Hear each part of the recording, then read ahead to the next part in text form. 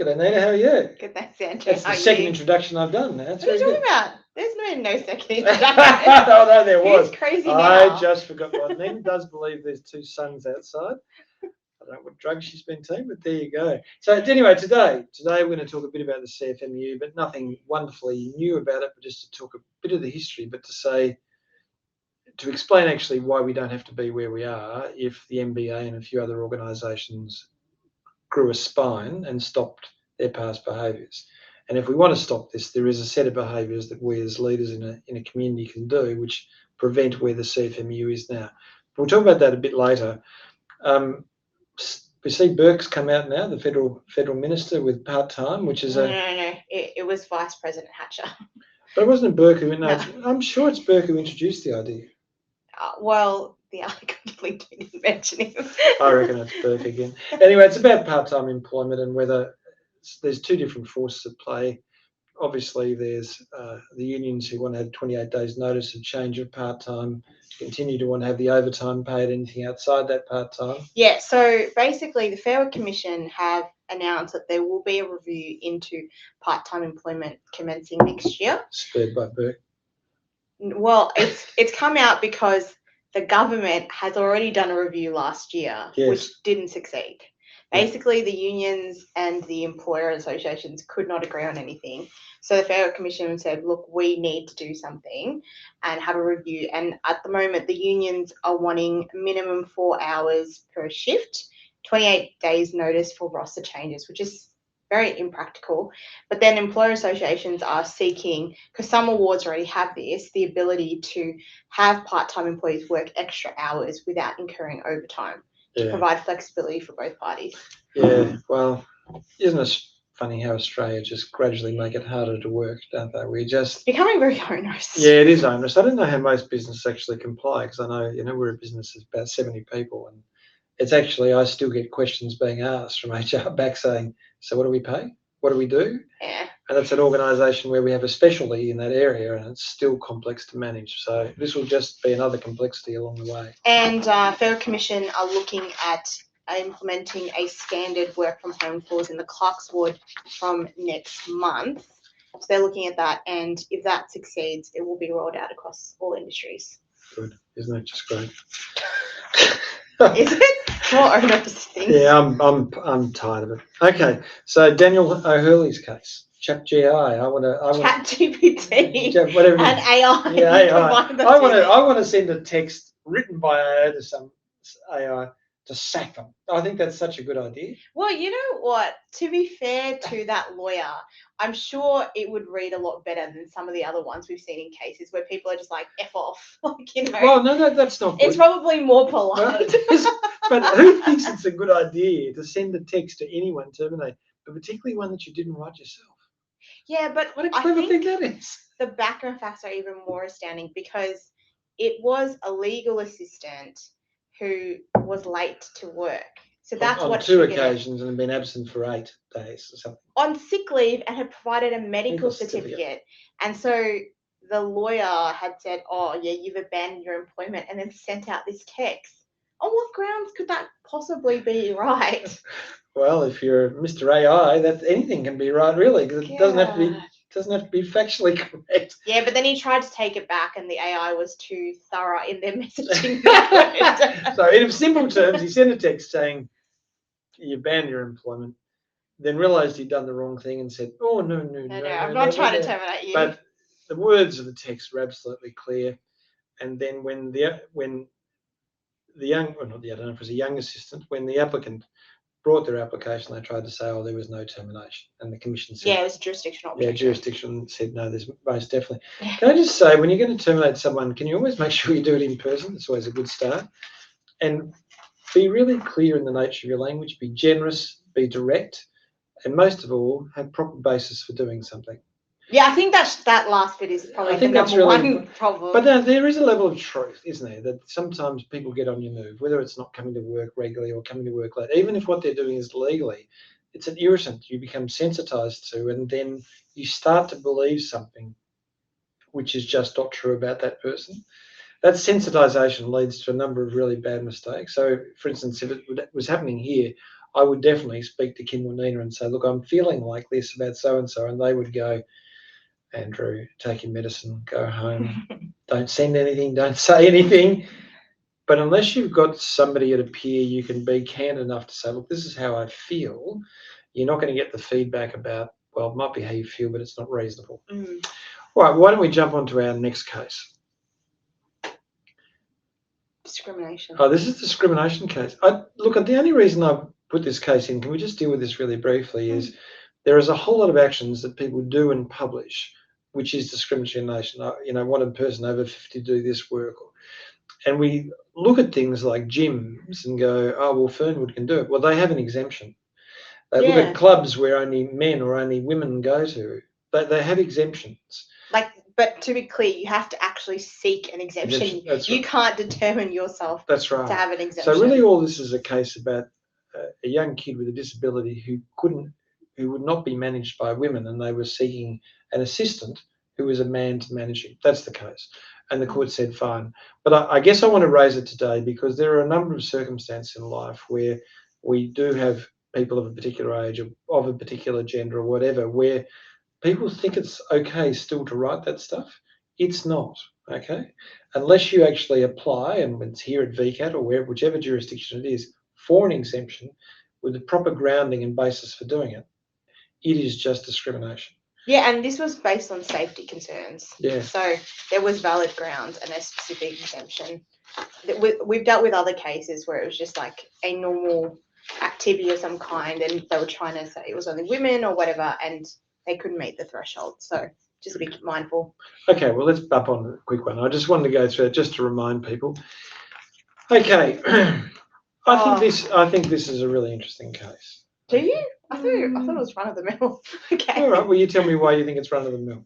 Well, because of the facts. So she was terminated during probation because they said she wasn't the right fit, and she said, "No, well, actually, it's because I made all these complaints," and they said, "Oh no, they workload complaints. I guess the reason I'm interested in, she'd already raised workload complaints, flexibility issues around work. Yeah. And had been knocked back, and then suddenly, and the timing of it was really but like what was dumb was there was evidence they had made a decision to get rid of her prior to her raising all these complaints. Yeah. But they just sat on the decision, and then she raised these complaints. So the reverse onus applied, and they just didn't address the reverse onus, which is why they lost, because they couldn't disprove or provide objective evidence that wasn't the reason she was terminated. That's why I think it's such an interesting case, though, because there was a proper decision made, okay, but then other factors which created a workplace right were agitated by her, and they'd sat on their entitlement. And this is my sensitivity argument. And the more that she did it, I think the more aggravated they got, and they go, no, let's go ahead and do it now. And by doing that, it's almost impossible, because there is a reverse onus, effectively. You must prove you didn't do it as a result of a workplace right, but you didn't do it when you made the decision. What triggered you to do it afterwards? And the only answer that speaks for itself is, well, you might have made the decision but nothing about it, but when she did this, that was the last straw. Yeah, well, I think they terminated her within less than 24 hours after her last complaint or something. So look, again, this is me, not Nina, who put this case. I put this case in to show what happens when you do form a view on a person. Please act. Once you've made it, act accordingly and immediately. Don't wait for something else to piss you off. But also, if you then get a complaint, it doesn't mean that you can't get rid of them, that you have to keep them forever. Just deal with their complaint. If you've addressed it and resolved it and basically closed on it, then it can't possibly be related to the reason that you're be terminating them. Okay. Anyway, so that's just a little case that I threw in as a bit of an example of something that interests me. Let's go on to something a little bit more interesting now. This is an odd case. This is about reasonable management action. I'm not going to spend a lot of time on dealing with it, but when a business in bullying or a business in a workers' compensation related claim seeks to rely on reasonable management action, you must prove it as the employer, not the employee has to discharge an onus, which means your documentation around how you manage, I'm going to manage somebody, what triggered that management, how did I manage it, what did I do? That documentary process is the evidence of reasonable management. If you don't have that documentation, the claim is going to be accepted. Yeah, it's kind of confusing because an employee has the onus of proving that they are injured. Yeah. But However, in the course of employment. Yeah, but your obligation as an employer is to prove that the reasonable management defence exists. And that's because it's a positive defence. Yeah. In other words, it is a defence that says, irrespective of the nature of the injury and whether it occurred at work, you have a proper defence to the causation part saying, but we did the right thing.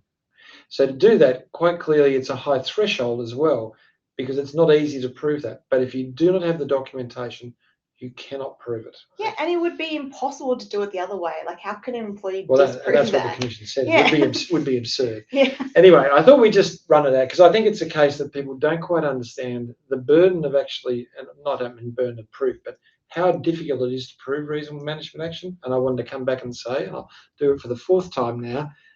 Before you go to performance manage somebody, particularly if they're a bit of a red flag employee, you know there's a risk something will happen.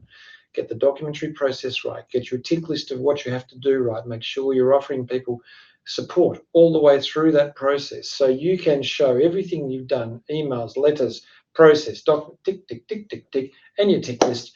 You hand it over to the insurer, you're fine. Mm-hmm. All right. Now, I think that we're motoring in on something pretty big at this stage. We're not quite there. The costly mistake. I think this is the last. Okay, you go with this one, okay? Yeah, well, I picked this case because I thought it was a very common thing that we come across all the time.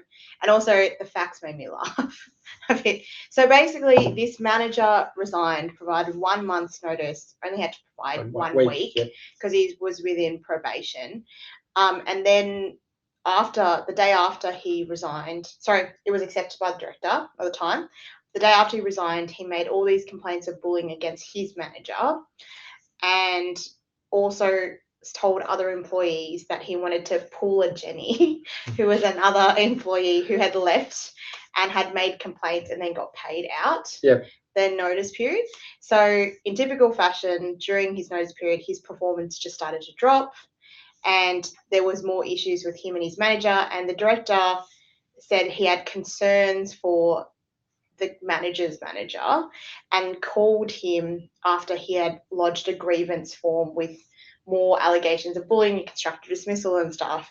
And during the conversation, basically agreed to move his notice period early and finish him up early, without any discussion of any payment. Yeah, and so then he filed a unfair dismissal or general protections claim, actually. And it was a jurisdictional objection because they said, no, there wasn't a dismissal, he resigned. Can I just say, if I told you, Nina, that someone had made a whole series of claims and I then said, well, I'm going to terminate you quickly, do you think it's a smart thing to do? It's so dumb. No, it is dumb as, no, I can't say that. Like, all this happens, I almost get it like a call about this kind of thing monthly, when someone is given an excessive amount of notice when they resign, and at the time people are so glad that they resigned. They're like, yep, we'll accept it, and then realize it's too much and then want to change, and they're like, oh, how can we do this now? And I'm like, well, by accepting it in the moment, if you then choose to reduce it, then it is going to be a termination. Yeah, and the other thing I want to say is, when you've got somebody, I don't know this when I'm saying it, but when you're sensitized towards a person because you just want them out, and they start doing things which are workplace rights, on any basis they're a workplace right, raising a complaint of safety, raising a complaint of bullying. At that stage, I want you just to stop and put the phone down and go, I either investigate this process or I just let the person serve out their time. Yeah. Okay. But seeing as the safety matter and the safety regulators involved, the moment those allegations arise, I don't have a lot of choice about investigating. What I can't do is talk about the person leaving early. I must investigate. Now, that's what I've got to do. Okay. That doesn't mean you pay anybody out, because it might mean after the investigation you find nothing proved. Or you may find the person did it, but he's already resigned, so he doesn't have entitlement to compensation. It's all okay. Nothing could have gone wrong with doing the investigation in this process. Nothing could have made it worse than what was done. But the moment someone exercises a workplace right, stop and think. Don't act upon it to get rid of the person, because it's the easiest case. It's an easy jurisdiction argument. it's even better general protections argument. They will be paying this person out. Yeah, it's just silly. Okay, I want to go on to the main topic, which is about the CFMEU. And I've raised this, Nina, because it drives me crazy. Because 3 weeks ago, CFMEU were doing everything that was illegal and wrong that they've always done, and nobody was saying anything, except for you, John Darcy. Wave to you. That's true. But I was a building construction lawyer before I was a workplace lawyer, and I was drawn into workplace law because I'd end up in the old Industrial Relations Commission, because one of the force majeure clauses was always industrial relations, and we're there constantly talking about it. I've enjoyed workplace more than construction, but they were doing the same thing then. And I think worse. Yeah, well, back in Norm Gallagher days, I worked on a site when Gallagher was in the BLF. That's a long, long time ago. But there's now been several royal commissions, and they find the same thing: Every time. unlawful behaviour, corruption. Involvement of bikie gangs. Yeah. They found that before. Can I say, the involvement of the bikie gang is a notorious thing. It's not something which has been drawn out of a back cupboard. No. Everybody knows. We know that there are a variety of different suppliers in the building industry who are openly part of organised crime. Yeah. So for everyone to be shouting so loudly, you got to go, why? Now look, about 20 years ago, the 6 big builders had a deal, and they used to go and sit in a barrister's office, and they would work out what the enterprise agreement would be with the union. They did that to exclude all other major builders. Okay, that's what happened. And they put high rates. Now, so remember everyone blaming the unions for high rates? I just want to start with what this happened. These builders realised if they set these higher rates, the mezzanine builders, the ones at the middle level, they couldn't keep up. They couldn't compete. And so those builders dominated in Victoria. Now, they did that with the agreement of who, do you think? The unions. And so what we ended up with was pattern agreements. But the problem is the pattern agreements cannot be nobody can afford them except major builders. So it was a way of the building industry ensuring that the biggest builders got bigger and the middle builders couldn't compete. It wasn't just a union thing. It was something that was done by builders as well. And the NBA sat by and let it happen. Even though they represent every other builder and those 6 builders, they let it happen. And they have consistently let the breaches of the union go over this period of time. Now, imagine what happens if the NBA, with the approval of all of them, said no. No, we're not going to agree to it. If they had done that 20 years ago, then the AWU construction agreements and the CFMEU would be the same. But they're not, and there's a reason they're not, and that is because the CFMEU was licensed to do that by major builders and permitted to do it by the NBA. So when you do something that's essentially corrupt in that process, you're inviting in greater corruption along the way. Now, where does that mean going forward for all of us? I just think we have to be candid that this is bullshit. Victoria is unaffordable to build anything. Anyone who builds in Victoria, like the Age building was a great example. The Age built in 2 places, Sydney and Melbourne. Melbourne's $100 million more. Oh my gosh. Yeah. Now I'm making that up, but it's something like that. But it is huge. The difference in cost of doing buildings in Melbourne is massive, but everyone's been involved in it. Everyone's allowed it to happen. Complicit. It's not just government. This is builders, it's unions, and it's all of us just saying, we don't want this anymore. We want to stop this. But I agree with all that. Like, there's a history there, and it's a bit hypocritical for everyone to be like, oh my gosh, how can they possibly do this? None of us knew about it. Like, everyone knew about it. Isn't it good that something is finally being done? I think it's the same as what was done last time. I think it's the Was same. it though? Well, the BLF, I feel like the they BLF just talked about it. They didn't actually do anything. No, the BLF were deregistered. So they actually deregistered the BLF union, which is the forerunner of the CFMEU. Okay, it was, and they weren't allowed to serve in any capacity. Oh. But within years, the same thing just happened again. And the answer is, well, if there's $1 in it, everyone gets involved. Now, we've always known there's 3 major industries of which there's incredible corruption that sat there. One was the maritime industry, one was the meat industry, which is not as bad as it used to be, and the other is construction. They've always been corrupt. But at some stage, we need government, people, business, everyone just to say no. And there does need to be a review of actually what are the rates in the current enterprise agreements, because they're not affordable. Well, I think the Fair Work Ombudsman is doing a review of the enterprise agreements. And there are, like, the Fair Work Commission is also doing reviews. But do you really think they're going to reduce base rates? I don't think so. And so when those high base rates come through, No, but I think if they invalidate some agreements if they've been made through unlawful means, then that's a there's a start. 20% increase over 4 years. Yeah. Like 20% increase. It's just rubbish. Average agreements at the moment are going through at 12% over a 3-year period. This is 20%, which is aggregational going forward. So it's worth 26% total cost. And it's been approved. Mm. Well, I mean, How did the NBA ever sit there and go, oh, yeah, we'll approve that? Who's the consumer? Have a look at the building industry at the moment. Highest level of insolvency of any industry in Australia. Why do they think that's occurring? Because the cost of both supplies and labour is so high. Anyway, look, I know it's a bit of a rant, but I wanted to reset the register a little bit, because what we're seeing is an argument around unions and government, and in fact, the complicity of business is just as large and has allowed it to happen. This should not have happened. We want to change it. We've got to dig a bit deeper in ourselves and say, no, we're willing to have a fight about this. Actually, let's look at the last enterprise agreement. Let's scrap it. It's rubbish. It was already too high. Now it's crazy too high. I know you say that, but like thinking about some of the builders like that we've spoke to, when you're smaller, you just can't get staff if you're not going on to these enterprise agreements because of the crazy rates. I know, but that's how the larger like business... practically, how do people actually stand up and say no? I don't know, but that's what I'm saying to you. The larger business have an invested right in getting these rates because it stops new business. Yeah. Okay. Anyway, look, I think it's time we do occasionally address the elephant in the room, and this time the CFMEU stuff really need to be spoken about. Why don't we go on to the case study? Dave worked as a salesperson to clothing suppliers for a startup via Voice, an application. Your voice. Oh, an application that allowed you to hunt for clothes based on your style. It allowed people to complete a quiz where they could pick styles and clothing they liked, and the algorithm would increasingly and accurately suggest clothing that best suited a person. I can't see because of the thing, based on their style, I think it was. Yeah, it was, yep. Dave's job was demanding. He dealt with wholesalers and retailers to find the latest fashionable clothes. Your Voice had a demographic that was aimed at women between the ages of 30 to 40 with high disposable incomes and who were living in cities.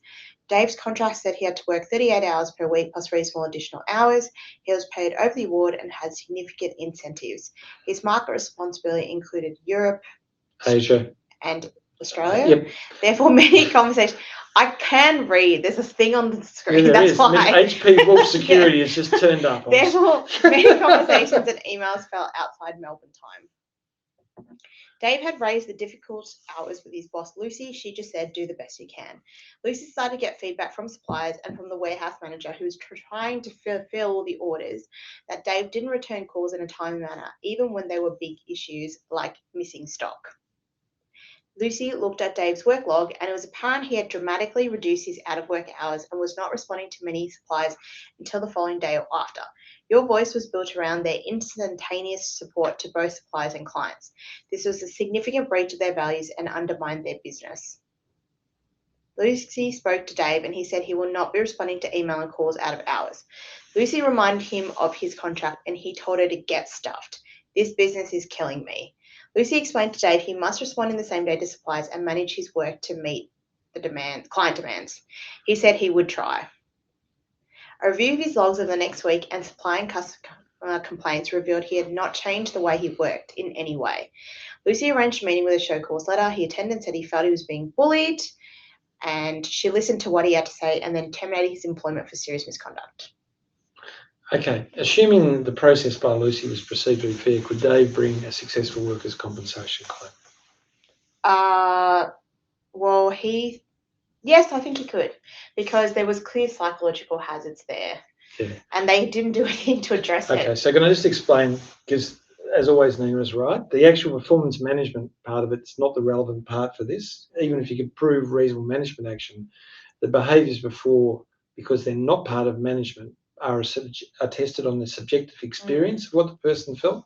So as long as the doctor hit DSM-5 and said, yes, it's DSM-5? Yeah, it's diagnostic or statistical manual. So as long as they could prove it was a psychological injury, then yes, it would be accepted. Does Dave have a good general protections claim, and if so, why? Is this the hitting at the right to disconnect? That's the right to disconnect. Oh. Yeah. So this depends, because it's not in effect yet. No. Well, let's say it is. Oh, Yeah, okay. yeah. Because I was like, Just is say- this a trick question No, about it was a trick employees question. as well? Yeah, no. 'Cause No, at can I that just point- say to you yeah. that so the right to disconnect is coming through 26th of August. 26th of August. For big businesses, and then for small businesses, it's next year, 26th of August. Yeah. So the point here is big business. Got Dave. He's raised complaints about working outside of normal hours. He has hours of work he's expected to work. He exercises his right not to respond during that period of time.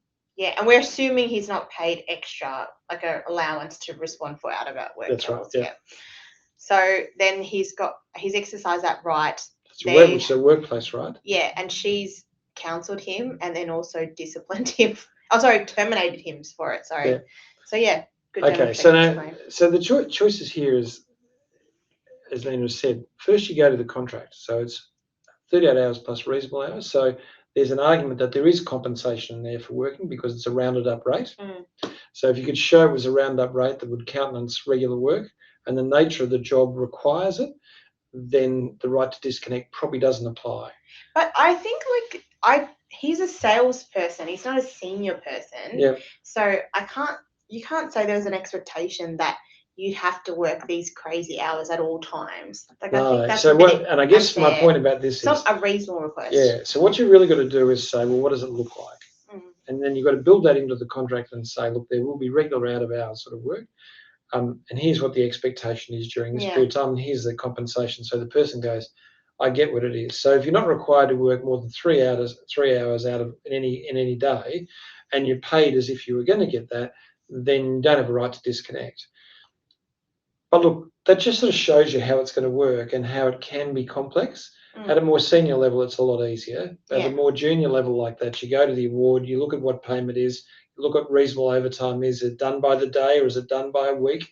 And look at the right to disconnect clause because it has very specific requirements about what people have to do and how you have to put it in place as well. Yep. Also, general protections, a right to a safe workplace as well. Yeah, it is. It is. And he's raised complaints about that as well. So, and that brings us down to the last part. Was there a wrong under safety law?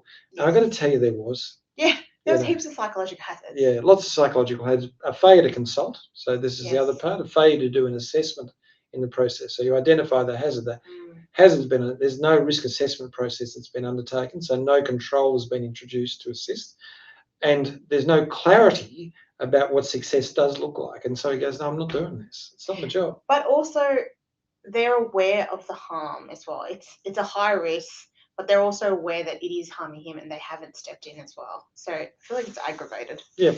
Okay. Would they be prosecuted? No. Okay. So I think it's very unlikely to be prosecuted, but it is a wrong and therefore it's an actionable wrong. And that's the third question feeds into the second, which is it a good general protections claim? Absolutely. And it would be expensive. I think that's it. I don't think I had any more questions on that one. Look, thanks very much, Nina. I thought this week's fun in some ways because I dealt with a few. You like to rant? No, I don't like to rant. I just like to remind people why we're in a place rather than just be caught up in words of high dudgeon about how terrible a union are. Like many circumstances, like some of the employees, you create your own hazards. And CFMEU is an example of a hazard we created as a society and as an organisation who supports them. But I thought the cases were illustrative for the types of frustrations which is why we both chose them. We picked a whole lot of cases which deal with daily frustrations and the mistakes people make when they become overly sensitised. Okay? All right. Good. Thanks, Thumbs everyone. up. Thank you very much. Cheers. Bye-bye.